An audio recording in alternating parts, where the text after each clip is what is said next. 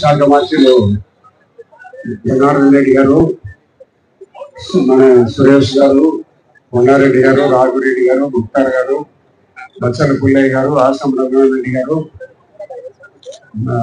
జాకీర్ గారు, చంద్ర గారు, మల్లబోతుల నాగరావు గారు, వాసు గారు, ఇక్కడ సురేష్, మహేష్, వీళ్ళందరూ ఇక్కడ వేదిక మీద ఉండబడిన పార్టీకి సంబంధించిన పదవులు ఉన్నబడిన వాళ్ళు, పదవులు లేని వాళ్ళు కూడా కొంతమంది ఉన్నారు.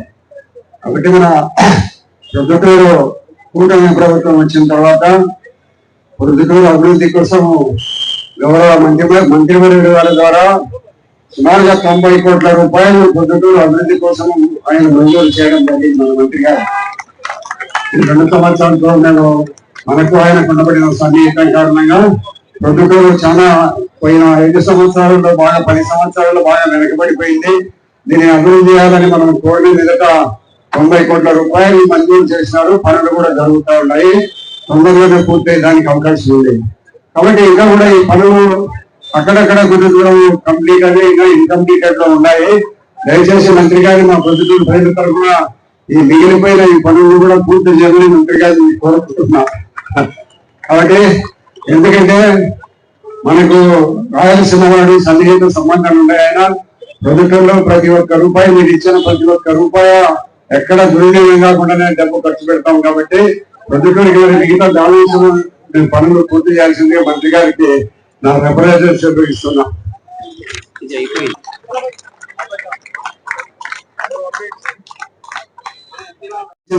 పెళ్లి ఇక్కడ ప్రొద్దుటూరులో జరుగుతూ ఉంటే అనుకోకుండా మంత్రి గారు ఈ ప్రొద్దుటూరుకి పెళ్లికి వస్తున్నాడని తెలిసిన తర్వాత నిన్న సాయంత్రం ఆయనతో మాట్లాడిన మీరు వస్తున్నారంట కదన్నా, ఒక ప్రొద్దుటూరులో మేము ప్రోగ్రాం పెట్టుకుంటామని నేను చెప్తే, సరే వెంటనే మీరు పెట్టుకోండి నేను వస్తుందంటే ఎక్కడో 1 గంట 2 గంటలు ఇక్కడ భోజన సమయంలో ఉంటాను కాబట్టి భోజన సమయంలో మీటింగ్ ఏర్పాటు చేయడం జరిగింది.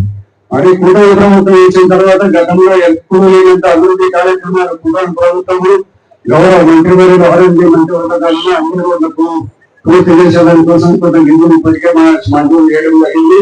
మిగతా నిధులు కూడా మంజూరు చేసి ఆయన ఈ రోడ్లను కంప్లీట్ చేస్తారని నేను ఆశిస్తూ ఆయనకు రిప్రజెంటేషన్ కూడా ఇవ్వడం జరిగింది.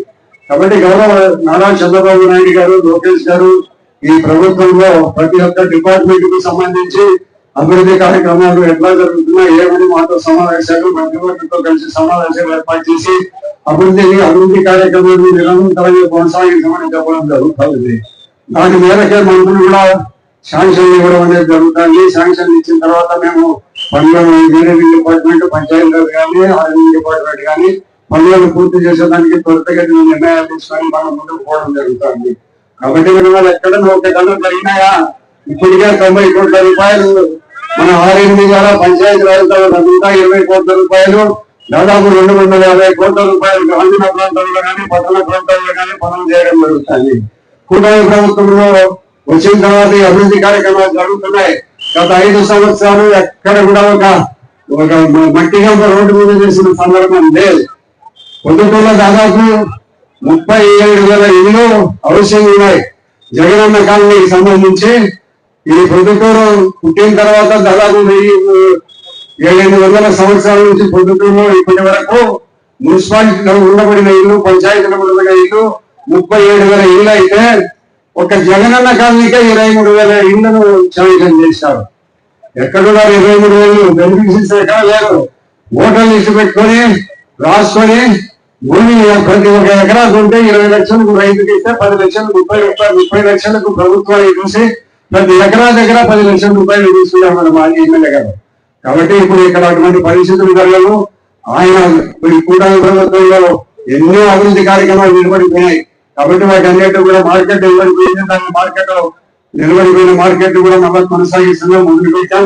అభివృద్ధి కార్యక్రమాలు నిరంతరము ప్రజలకు అందుబాటులో ఉంటే ప్రతి ఒక్క ఎవరు మాట్లాడినా ఎవరు ఫోన్ చేసినా వారికి దీనికి సమాధానం చెప్పే పరిస్థితిలో మీ అందరి సహాయ సహకారాల వల్ల ఈ ప్రభుత్వం వచ్చిందన్నట్టుగా మీ అందరి కార్యక్రమాలను చేపట్టి చేయడం జరుగుతుంది.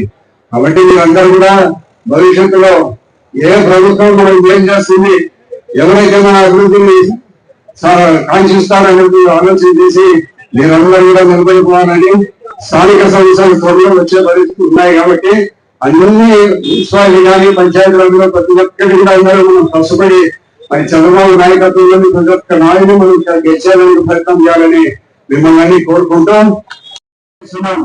కొట్టుబాట్లు కూడా 27 మంది విస్తరిస్తున్నాము. అదేవిధంగా రిలయన్స్ పెట్రోల్ బంక్ దగ్గర నుంచి 20 ఉంటామా మా వాసవి సర్కిల్ వరకు 3 రోజులతో ప్రవర్తిస్తాం.